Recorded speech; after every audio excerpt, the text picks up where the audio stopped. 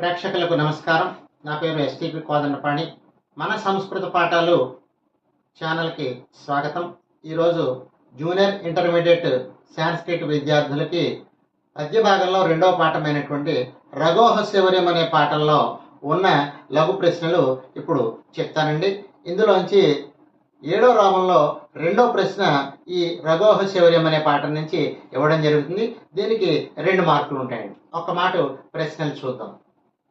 రఘు కేన సహా యుద్ధం కృతవాన్ అంటే రఘు మహారాజు అంటే దిలీపుని యొక్క కుమారుడైనటువంటి రఘు మహారాజు కేన సహా యుద్ధం కృతవాన్ అంటే ఎవరితో పాటు యుద్ధం చేశాడు. అంటే ఎవరితో యుద్ధం చేశాడు అంటే రఘు ఇంద్రేణ సహా యుద్ధం కృతవాన్ అంటే దేవేంద్రుడితో యుద్ధం చేశాడు.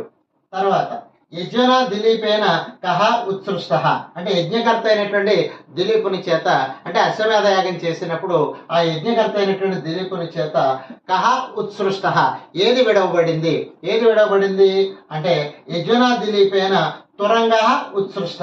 తురంగ అంటే గుర్రం అన్నమాట అండి. ఆ గుర్రాన్ని విడిచిపెట్టడం జరిగింది. యజ్ఞ దిలీపేన అంటే యజ్ఞకర్త అయినటువంటి దిలీపుని చేత తురంగ ఉత్సృష్ట అంటే అశ్వము లేదా తురగము అంటే గుర్రము విడవబడినది.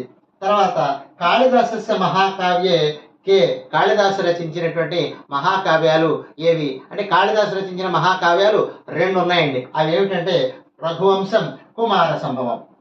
కాళిదాసస్య మహాకావ్యే 2 అంటే 2 అవి రఘువంశం, కుమార సంభవం.